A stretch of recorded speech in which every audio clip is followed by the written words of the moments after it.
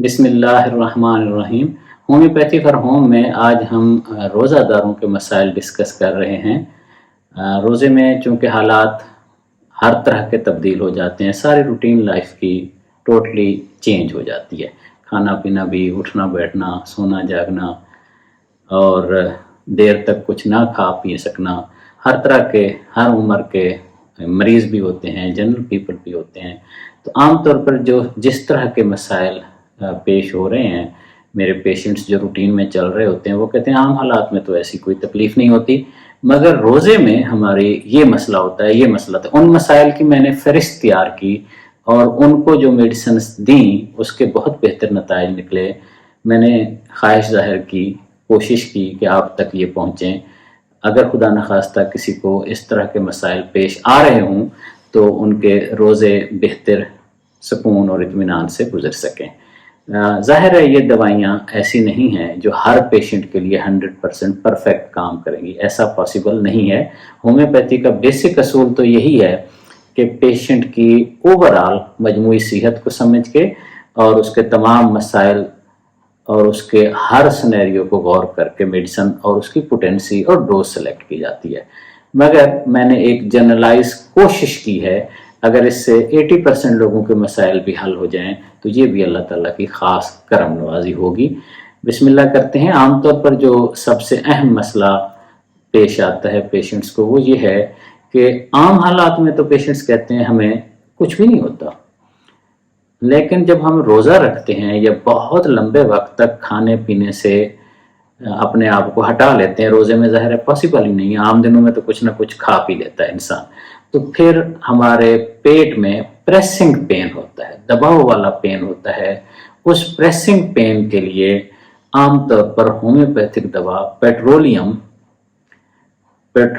200 सहरी से पहले और अफ्तारी के बाद 10 कतरे थोड़े से पानी में ले लेने से ये मसला भी हल हो जाता है और ओवरऑल इंसान की हेल्थ एनर्जी भी बहुत बेहतर हो जाती है। दूसरा अहम तरीन पॉइंट या तकलीफ पेशेंट बताते हैं कि हमारे सारे पेट में, जब चूंकि मैदा खाली होता है, खा पी नहीं सकते, तो हमारे सारे पेट में एक मुस्तकिल पेन की कैफियत होती है, दर्द की होती है। हम सही तरीके से इबादत भी नहीं कर सकते, सो भी नहीं सकते, एक्टिविटीज़ भी अपनी सही परफॉर्म नहीं कर सकते। इसकी दवा है डल्का मारा 200 अफ्तारी के बाद। असूली तौर पर आधा घंटा पहले होम्योपैथिक दवा से कुछ खाना पीना नहीं चाहिए और आधा घंटा बाद भी कुछ खाना पीना नहीं चाहिए। यह हर दवा के लिए असूल है।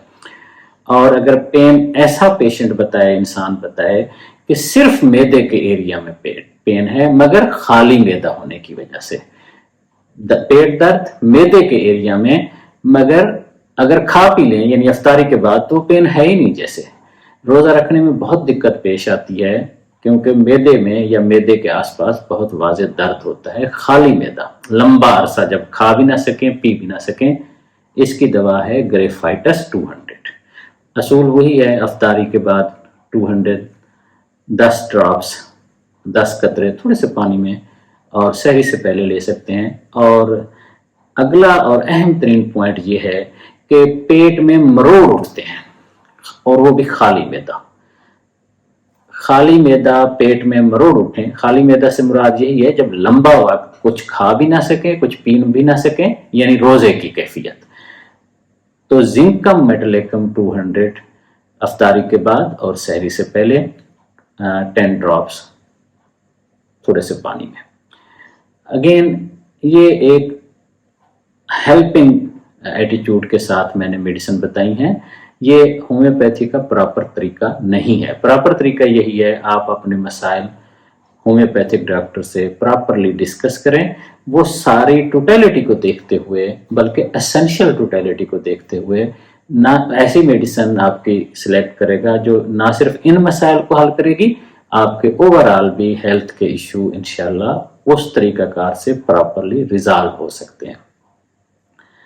अगली और अहम बात जो मैं आमतौर पर हर वीडियो में कहता हूं वो ये है कि कोई भी दवा होम्योपैथी की, चाहे वो आपके लिए बेपनाह ही मुफीद क्यों ना हो, अगर आप बगैर किसी डॉक्टर के मशवरे और तजवीज़ के ले रहे हैं तो 10-12 दिन से ज़्यादा कभी भी मुतवातिर ना लें। اگر اس دوا نے فائدہ دینا ہے تو وہ 10-15 دن میں واضح فائدہ دے دے گی. اگر اسی دوا کو دوبارہ لینا بھی آپ سمجھیں کہ ضروری ہے تو بھی کم از کم 3-4 دن کا درمیان میں وقفہ، یعنی کوئی دوا نہ لیں، پھر اگر لینا چاہیں تو دوبارہ وہی لے سکتے ہیں. اصولی طور پر لگاتار لینے سے وہی دوا جو آپ کے لیے بے پناہ مفید تھی وہ وہی خرابی پیدا کر سکتی ہے جس کی وہ دوا یا علاج ہوتا ہے. Thank you very much.